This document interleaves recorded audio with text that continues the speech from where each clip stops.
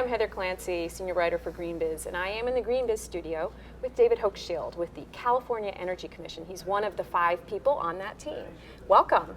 Good to be with you. I live on the East Coast, and I read so much about what California is doing with clean energy and the goals, to me, the seemingly unrealistic goals, and yet you in the state have managed to meet and surpass many of the things you've set out to do. So I'm curious about some of the things that have come together to enable that. You know, the spirit or the policy. What's making that happen? Yeah, well, it's really exciting. So California is basically incubating the clean energy economy of the future. And today in our state, we have the largest wind project in the world, the largest geothermal project in the world, the largest solar thermal and solar photovoltaic projects in the world. And the largest factory in our state today is an electric car factory, Tesla. Yep. And we've doubled the amount of renewable energy we have on our grid in the last 5 or 6 years. So we're at about 26% renewable energy, on track to meet the governor's new goal, which is a state law to get to 50% renewable energy by 2030.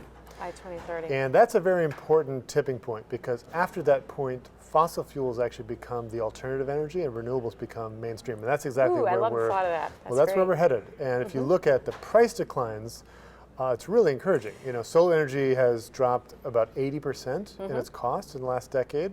Wind, something similar. And then a lot of the clean energy and efficiency technologies that are what I'd call foundational to the clean energy future, like LEDs and battery storage, are also headed downward steeply in price. Which is certainly you have the technology base to make this happen, but what else is it about the state that's helping? The key ingredient to this success, it's not complicated. It's long-term, stable policy.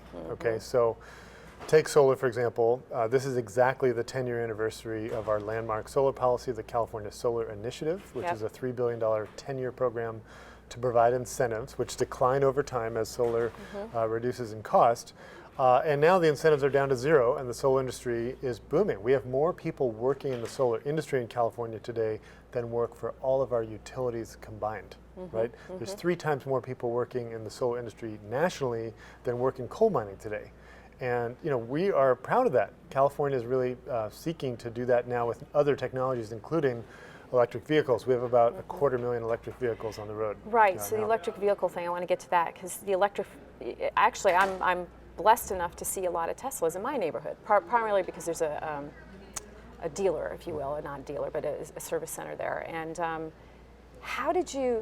what is it about that electrification goal that's compelling, and what's happening with that, right? So EVs in the state. Yeah, well, so pollution from vehicles is a huge issue for our state. It's an air quality as well as a climate issue, and we've set out to aggressively push clean vehicles. And you know, Tesla, I think, is kind of the star student in a way. Right. They're making what I consider to be sort of the iPhone of cars. It's a really desirable, well-made product. And they're coming out now to the market with a mass market vehicle that goes 215 miles on a charge. It's going to retail at $35,000. And other companies, including Chevy, are also coming out with something similar. So this is a tipping point moment, and this is being encouraged. We provide a rebate, a state rebate of $2,500 per vehicle to help encourage that uptake.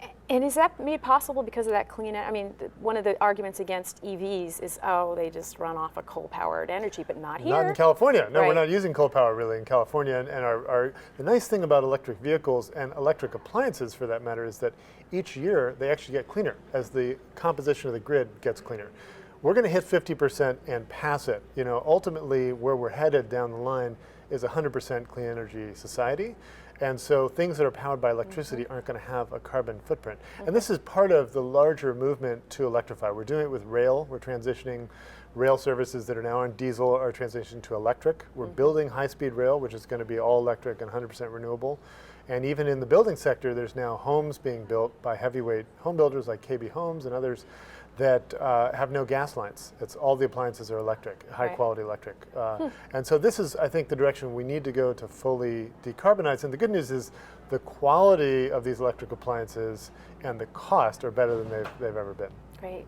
Well, thanks for your persistence and good luck. Thank you so much. Thank you from the GreenBiz studio.